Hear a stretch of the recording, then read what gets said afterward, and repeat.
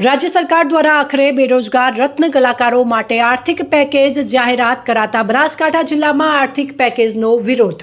राज्य सरकारे हीरा उद्योग माटे जे पेकेज जाहेरात करी छे अमने उल्लू बनाववानुं काम कर्युं छे। बनासकांठा जिल्लामां हाल 4000 जेटला हीराना कारखाना छे, जेमां अंदाजे 20,000 जेटला कारीगरो काम करी रह्या छे। परंतु छेल्ला 1 वर्षथी हीरा उद्योगमां महामंदीनुं मोजું फरी वळता हीरा उद्योग हालक डोलक थई गयो छे, जेथी अनेक कारीगरो अन्य धंधा तरफ वळ्या छे। अनेक लोकोने रोजगार आपता हीरा उद्योगमां मंदीनो मार पड़वाथी बनासकांठा सहित राज्यभરના हीरा उद्योग साथे संकળાયેલ विविध संगठनोना होद्देदारोए गांधीनगर खाते मुख्यमंत्री भूपेन्द्रभाई पटेलने रजूआत करता तेओए केबिनेटमां चर्चा करीने योग्य निर्णय लईने आर्थिक पेकेज आपवानी बाहेंधरी आपी हती। आखरे शनिवारे गृहमंत्री हर्ष संघवीए बेरोजगार रत्न कलाकारो माटे आर्थिक पेकेजनी जाहेरात करी हती। जो के बनासकांठा डायमंड एसोसिएशन द्वारा सरकारे राज्य सरकारना आ निर्णयने रत्न कलाकारोने गुमराह करवानुं पेकेज गणाव्युं हतुं। महामंदीमां संपड़ाયેલા हीरा उद्योगने पाटा पर लाववा गृहमंत्री हर्ष संघवीए पेकेजनी जाहेरात करता जणाव्युं हतुं के रत्न कलाकारोना संताननी 1 वर्षनी शिक्षण फी वधुमां वधु 13,500 सुधीनी माफ करवामां आवशे, જ્યારે નાના ઉદ્યોગોને 5 લાખની લોન પર 9% 3 વર્ષ સુધી વ્યાજ સહાય તથા વીજ ડ્યુટીમાં 1 વર્ષ સુધી રાહત અપાશે। પણ નાના ઉદ્યોગો માટે 2.5 કરોડથી ઓછું રોકાણ હોય અને વર્ષ 2021 થી 2024 સુધી હીરા ઉદ્યોગ સાથે સંકળાયેલા હોવાની શરત રાખી છે। વળી જે એકમો 31/3/2025 પહેલા ઉદ્યોગ વિભાગમાં રજીસ્ટર હોય તેને જ લાભ મળશે। આ બાબતે બનાસકાંઠા ડાયમંડ એસોસિએશનના પ્રમુખ અમરતભાઈ ફોસીએ જણાવ્યું હતું કે રાજ્ય સરકારે જે આર્થિક પેકેજની જાહેરાત કરી છે તેમાં 1 વર્ષ માટે જે બેકાર રત્ન કલાકાર છે તેને 1 વર્ષ માટે તેના બાળકને 13,500 શિક્ષણ ફી તેના એકાઉન્ટમાં જમા કરવામાં આવશે। પણ એની વ્યાખ્યા શું? સરકાર બેકાર કોને ગણે છે એ અમારે સમજવું પડશે। કારખાનેદાર માટે જેને લોન જ નથી લીધી એને શું ફાયદો?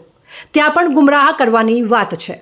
આજે જે રાજ્ય સરકારે હીરા ઉદ્યોગ માટે જે પેકેજ જાહેરાત કરી છે બિલકુલ મારી ભાષામાં કહું કે બિલકુલ અમને ઉલ્લુ બનાવવાનું કામ કર્યું છે।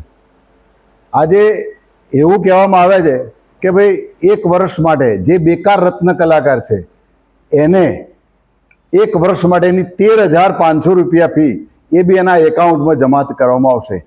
એની વ્યાખ્યા શું? બેકાર કોને ગણવા? સરકાર કોને બેકાર ગણે છે પહેલાં તો એ સમજવું પડશે અમારે। બીજા નંબરમાં કારખાનેદાર માટે એમણે જાહેરાત કરી કે 5 લાખ રૂપિયાની જેને લોન લીધેલી છે એને 9%નું વ્યાજ 3 વર્ષ માટે ગણવામાં આવશે। હવે જેને લોન જ લીધી નથી એને શું ફાયદો? તો જેને લોન લીધી છે એને ફાયદો, પણ નથી લીધી એને શું? એવા કેટલા લોકો? નાના લોકો તો કોઈ લોન લીધી નથી, મોટા લોકોએ 5 લાખની લોન લીધી હોય તો એને વધારે લીધી હોય, એટલે ત્યાં પણ ગુમરાહ કરવાની વાત છે। બીજા નંબરમાં સરકારે એવી જાહેરાત કરી કે નાના કારખાનેદાર કે જેને છેલ્લા મંદીના સમયમાં જે બિલ આવતું સમજવા માટે 5,000નું બિલ આવે છે એનું 3,000નું બિલ આવતું થયું છે, એટલે એ કે એનું કામ ઓછું થયું છે એને ડ્યુટી માફી। હવે તમે આની વ્યાખ્યા કેવી રીતે નક્કી કરો? એટલે ગુમરાહ કરતો આ મારા હિસાબે આ નિર્ણય છે। હીરા ઉદ્યોગના રત્ન કલાકારોને અમારી ઈચ્છા એવી હતી કે તમે કારખાનેદારને કશું ના આપો તો ચાલશે, પણ એક રત્ન કલાકારને આની સહાય મળવી જોઈએ, કારણ કે દરેક રત્ન કલાકાર દુઃખી છે। કામ એને મળે છે પરંતુ એને 50% કામ મળે છે, એટલે બેકાર તો તમે ગણતા નથી એને। એટલે જે 10,000 કમાતો હોય એ 5,000 કમાય છે, 20,000 કમાતો હોય 10,000 કમાય છે, તો એની વ્યાખ્યા શું? બેકાર કોને ગણવાના? એટલે બિલકુલ ગુમરાહ કરતો નિર્ણય છે। એટલે હું રાજ્ય સરકારને વિનંતી કરું કે ફરી આપ જે નિર્ણય લીધો છે એ બરાબર નથી। ફરી તમે કમિટી દરેક એસોસિએશનના પ્રમુખોને ફરી તમે બોલાવો। આ તમે એક ઓફિસમાં બેસીને નિર્ણય લીધો છે, તમે કોઈને બોલાયા નથી। અમે રજૂઆત કરી હતી મુખ્યમંત્રીને, પરંતુ એ રજૂઆતના અનુસંધાને કોઈ નિર્ણય લેવામાં આવ્યો નથી। તમે ઓફિસમાં બેસીને તમારો મનગમતો આ નિર્ણય છે, આ હીરા ઉદ્યોગના રત્ન કલાકારને કે કારખાનેદારને ગમતો કે એમને વિશ્વાસને લીધા વગર આ નિર્ણય લીધો છે, એટલે આ નિર્ણય તમે ફરી કરો એવી મારી આપને વિનંતી છે।